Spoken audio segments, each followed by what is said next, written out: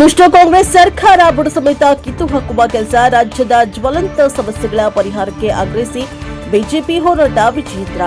ರಾಜ್ಯದ ಜ್ವಲಂತ ಸಮಸ್ಯೆಗಳ ಪರಿಹಾರಕ್ಕೆ ಆಗ್ರಹಿಸಿ ಬಿಜೆಪಿ ಹೋರಾಟ ನಡೆಸಿ ಭ್ರಷ್ಟ ಕಾಂಗ್ರೆಸ್ ಸರ್ಕಾರದ ಮುಖವಾಡವನ್ನ ಬೆಚ್ಚಿಡುವ ಕೆಲಸವನ್ನ ನಮ್ಮೆಲ್ಲರ ಮುಖಂಡ ಕಾರ್ಯಕರ್ತರ ನೇತೃತ್ವದಲ್ಲಿ ಆಗಬೇಕಿದೆ ಎಂದು ಶಾಸಕ ಹಾಗೂ ಬಿಜೆಪಿ ರಾಜ್ಯಾಧ್ಯಕ್ಷ ಬಿವೈ ವಿಜೇಂದ್ರ ಅವರು ತಿಳಿಸಿದ್ದಾರೆ.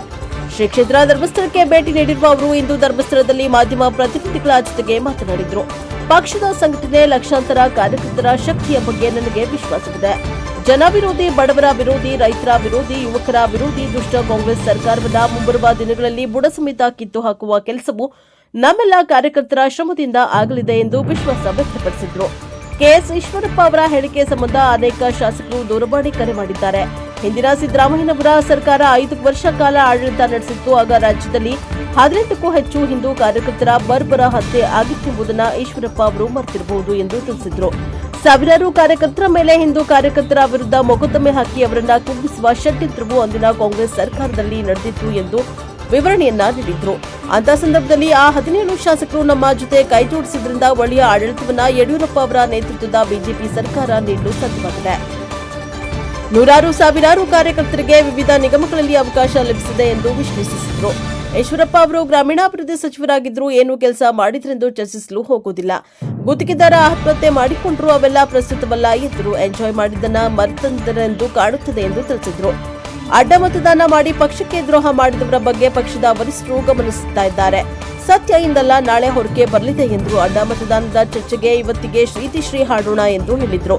ರಾಜ್ಯಾದ್ಯಂತ ಪ್ರವಾಸ ಮಾಡಿ ಸಂಘಟನೆ ಬಲಪಡಿಸಲಾಗುವುದು. ರಾಜ್ಯದ ಮುಖ್ಯಮಂತ್ರಿಗಳು ಎಷ್ಟೇ ಬಲಿಷ್ಠವಾಗಿದ್ದರೂ ಹೆದರಲ್ಲ. ಸಿಎಂ ಆರ್ಭಟ ಏನೇ ಇರಲಿ, ಮುಂದಿನ ಬಾರಿ ನಮ್ಮ ಪಕ್ಷವೇ ಬಹುಮತದೊಂದಿಗೆ ಅಧಿಕಾರಕ್ಕೆ ಬರಲಿದೆ. ಒಳ್ಳೆಯ ಆಡಳಿತ ಕೊಡುತ್ತೇವೆ ಎಂಬ ವಿಶ್ವಾಸ ಇದೆ. ಮುಂದಿನ 2 ವರ್ಷ ಸಂಘಟನೆಗೆ ಶಕ್ತಿ ತುಂಬುತ್ತೇವೆ ಎಂದರು.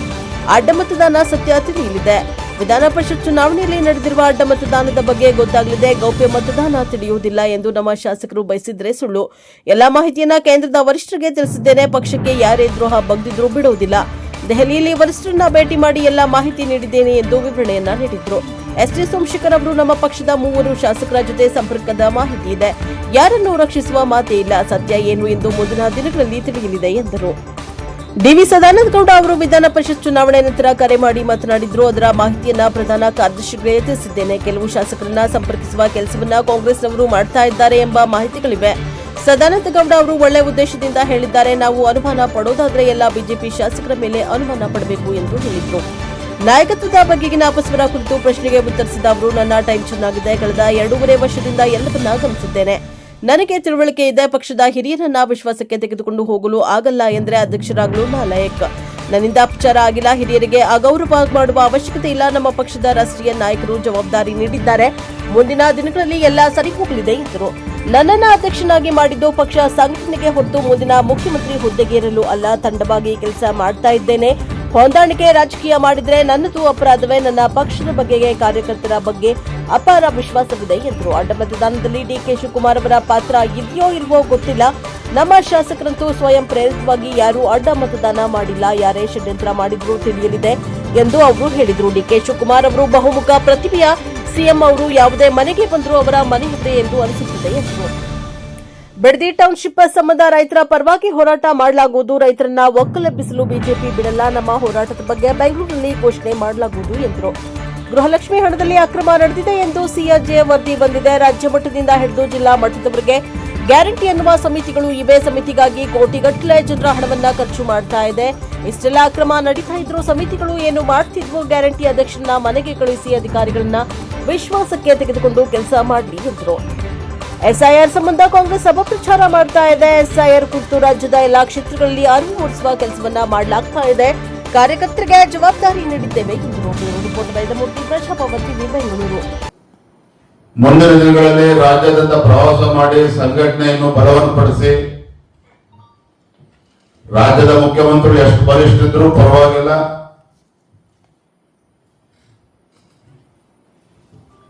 ಅವರ ಆರ್ಭಟ ಮತ್ತೊಂದು ಏನೇ ಇದ್ರೂ ಕೂಡ ನನಗೆ ಸಂಪೂರ್ಣ ವಿಶ್ವಾಸ ಇದೆ. ಮುಂದಿನ ದಿನಗಳಲ್ಲಿ ಮತ್ತೊಮ್ಮೆ ರಾಜ್ಯದಲ್ಲಿ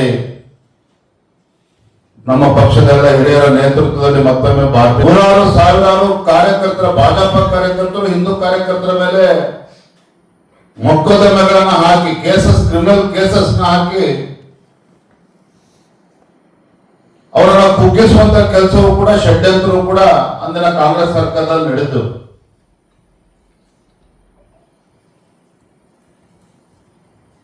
ಆದ್ರೆ ಅಂತ ಸಂದರ್ಭದಲ್ಲಿ ಆ 17 ಜನ ಶಾಸಕರು ಇವತ್ತು ಕೆಲವರು ಕಾಂಗ್ರೆಸ್ ನಲ್ಲಿ ಇರ್ಬೋದಿಲ್ಲ ಅಂತಲ್ಲ, ಆದರೆ ಅವತ್ತು ನಮ್ಮ ಜೊತೆ ಕೈ ಜೋಡಿಸ್ತಕ್ಕಂಥ ಪರಿಣಾಮವಾಗಿ ಒಳ್ಳೆ ಆಡಳಿತನೂ ಕೂಡ ನಮ್ಮ ಭಾಜಪ ಸರ್ಕಾರ ಕೊಡೋದಕ್ಕೆ ಸಾಧ್ಯ ಆಯಿತು.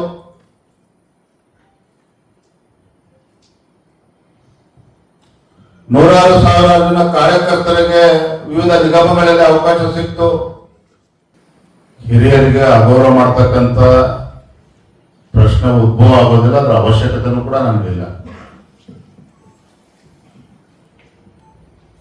ಇವತ್ತು ಬೇರೆ ಬೇರೆ ಹೆಸರುಗಳನ್ನ ಉಲ್ಲೇಖ ಮಾಡಿದ್ರೆ ನಾವು ಯಾರ ಬಗ್ಗೆನೂ ಕೂಡ ಹೆಚ್ಚು ಚರ್ಚೆ ಮಾಡೋದಕ್ಕೆ ಹೋಗೋದಿಲ್ಲ. ರಾಜ್ಯದಲ್ಲಿ ಯಾರಿಗೆ ಪಕ್ಷದ ಜವಾಬ್ದಾರಿನ ಕೊಟ್ರೆ ಮುಂದೆ ಪಕ್ಷಕ್ಕೆ ಒಳ್ಳೇದಾಗ್ತದೆ ಎಲ್ಲವನ್ನೂ ಕೂಡ ಚರ್ಚೆ ಮಾಡಿ ಅವತ್ತು ರಾಷ್ಟ್ರೀಯ ನಾಯಕರು ತೀರ್ಮಾನವನ್ನು ಕೊಟ್ಟಿರುವಂತದ್ದು.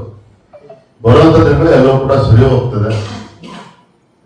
ನನ್ನ ನಡವಳಿಕೆ ನಿಮ್ಗೆ ಅನ್ಸುತ್ತೆ ಹಿರಿಯರಿಗೆ ಗೌರವ ಕೊಡಲ್ಲ ಅಂತೇಳಿ.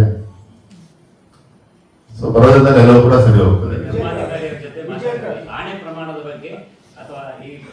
ಭಗವಂತನ ಹೆಸರಿನಲ್ಲಿ ನಾನು ಅಂತ ಪ್ರಮಾಣವನ್ನು ತೆಗೆದುಕೊಳ್ತಾರೆ.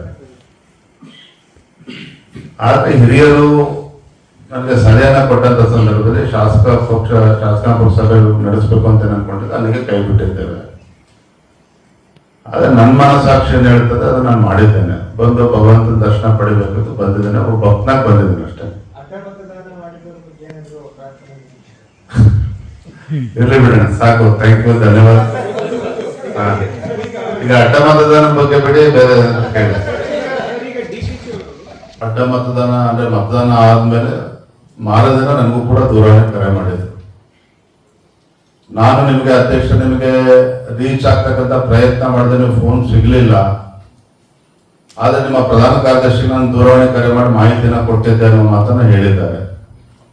ನನಗನ್ನಿಸ್ತದೆ ನಮ್ಮ ಪಕ್ಷದ ಹಿರಿಯ ನಾಯಕರು, ಮಾಜಿ ಮುಖ್ಯಮಂತ್ರಿಗಳು ಆ ಮಾತನ್ನು ಹೇಳಿದಾಗ ನಮ್ಮ ಪ್ರಧಾನ ಕಾರ್ಯದರ್ಶಿ ಕೂಡ ನಾನು ದೂರವಾಣಿ ಕರೆ ಮಾಡಿ ಕೇಳಿದೆ. ನಾನು ಅವರು ಹೌದು ಸದಾನಗೌಡರು ಫೋನ್ ಮಾಡಿದ್ರು, ಅಲ್ಲ ಸ್ಪೆಸಿಫಿಕ್ ಆಗಿ ಯಾವುದೂ ಮಾಹಿತಿ ಕೊಡ್ಲಿಲ್ಲ. ಇಲ್ಲ ಅಧ್ಯಕ್ಷರು ತಿಳಿಸಿ ಯಾವುದೇ ಕಾರಣಕ್ಕೂ 28 ಗೆಲ್ಲದೆ ನಮಗೆ 27.65 ವೋಟ್ಗಳು ಬೇಕಿತ್ತು. ಸೊ 28 ಮತಕ್ಕೆ ಸೀಮಿತ ಆಗೋದು ಬೇಡ, ಕನಿಷ್ಠ 29-30 ವೋಟನ್ನ ತೆಗೆದುಕೊಳ್ಳಿ. 28ಕ್ಕೆ ಸೀಮಿತ ಆಗೋದು ಬೇಡ, ರಾಜ್ಯಾಧ್ಯಕ್ಷರ ಗಮನಕ್ಕೆ ತಗೊಬನ್ನಿ. ಕೆಲವು ಶಾಸಕರನ್ನ ಕಾಂಟ್ಯಾಕ್ಟ್ ಮಾಡ್ತಕ್ಕಂಥ ಪ್ರಯತ್ನ ಕಾಂಗ್ರೆಸ್ ಮಾಡ್ತಾ ಇದ್ದಾರೆ. So generalise statement